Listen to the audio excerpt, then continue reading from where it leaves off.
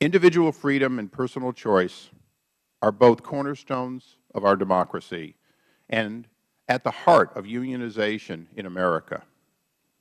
However, the roles of unions have evolved from being protectorates of workers to being a powerful force in the political process. In America, what things become, they have a right to become. However, during the 2010 election cycle, unions spent more than $1.1 billion to finance political and lobbying activities. The House Committee on Oversight and Government Reform's focus of these issues will not be on the examination of the validity of unions or the right to exist, but rather an effort to ensure that the political activities of unions does not infringe on individual rights, freedoms of its workers. We are going to examine in a series of hearings the process by which union dues are collected and how transparent they are and how the money is spent. I would like to thank our witnesses today for having the courage to stand up in public and share their stories with us and the American people. Union spending transparency. This isn't a unique word to be said in this committee. Government transparency, bank transparency, privacy issues and knowing when or how your personal information is being used, these are all part of transparency in government, a cornerstone of this committee.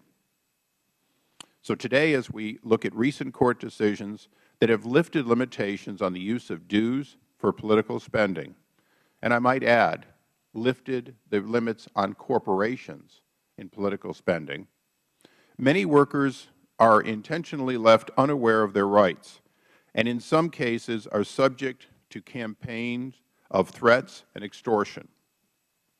Since taking office in 2009, the Obama administration has acted to reduce union transparency and reporting requirements, particularly on what is called the LM2. Right now, union workers do not know how much of their money is being spent or funneled to super PACs like the one President Obama expressed support for yesterday. Under Citizens United, all of this is legal. Under Citizens United, all of these activities are completely constitutional and likely not to change in the foreseeable futures. But today, workers don't have a say. There is no reporting requirement that provides workers with transparency we believe they deserve. In fact, just 2 weeks after the Supreme Court ruling that paved the way for super PACs, the Obama administration began scrapping some of the disclosure requirements, particularly on international unions.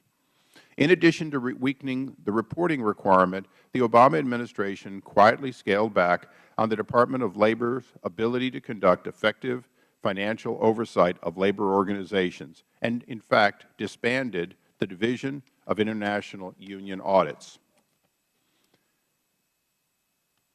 Although I can reach a conclusion that this is a union-friendly administration, that in fact this was what the unions would want, and the like, I won't reach that conclusion here today.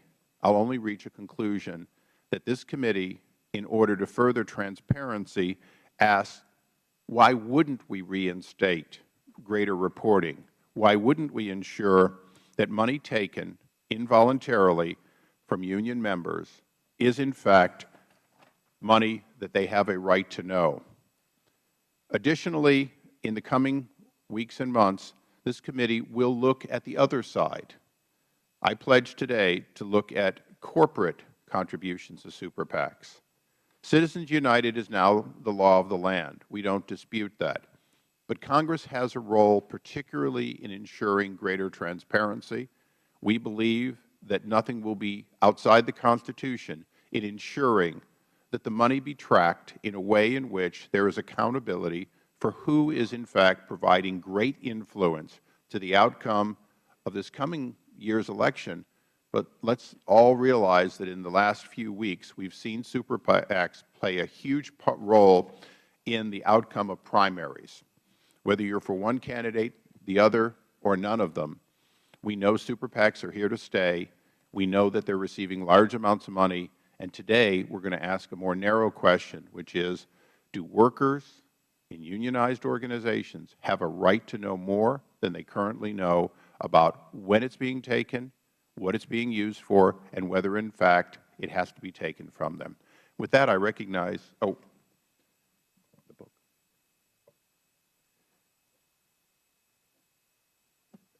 As the ranking member is recognized, I have purchased copies of a book that I think is very noteworthy for all of us through this series of hearings, and I recommend it to all of you. It really outlines the last time, I think, that the Senate did serious work to looking at unions, not from an anti-union standpoint, but from, in fact, a friend of the unionized worker standpoint. Hopefully, it will be taken to heart by both sides of the aisle. With that, I recognize the ranking member for his opening statement.